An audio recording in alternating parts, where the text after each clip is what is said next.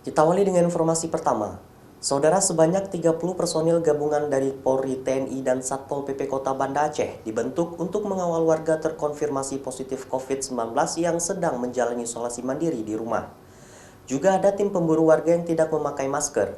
Hal ini untuk meningkatkan disiplin dan penegakan operasi justisi penanganan COVID-19 di Kota Banda Aceh. Dalam rangka peningkatan disiplin dan penegakan hukum protokol kesehatan COVID-19 di Banda Aceh, sebanyak 30 personil terlibat dalam tim gabungan yang terdiri dari jajaran Polri, TNI, dan Satpol PP. Mereka bertugas untuk mengawal warga terkonfirmasi positif COVID-19 yang sedang menjalani isolasi mandiri di rumah agar mereka tidak keluar rumah. Hal ini untuk mencegah adanya penularan kepada orang lain.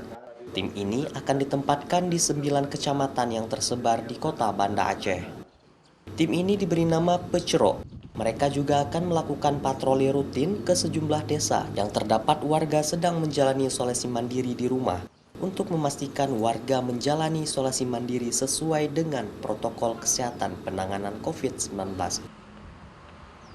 Dia harus monitor, melihat orang-orang yang melaksanakan isolasi. Orang-orang melaksanakan isolasi mandiri dan isolasi, betul-betul dia pastikan bahwa dia tetap harus berisolasi.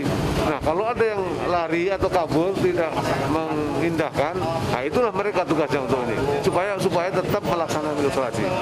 Jangan sampai orang yang positif, sudah diisolasi, dia kabur, nanti akan menularkan kepada orang yang lain. Personil gabungan ini juga mendukung operasi justisi yang digelar untuk memburu pelanggar protokol kesehatan penanganan COVID-19, terutama bagi pengguna jalan atau warga yang beraktivitas di luar rumah tanpa menggunakan masker. Nova Misdayanti, Kompas TV, Banda Aceh.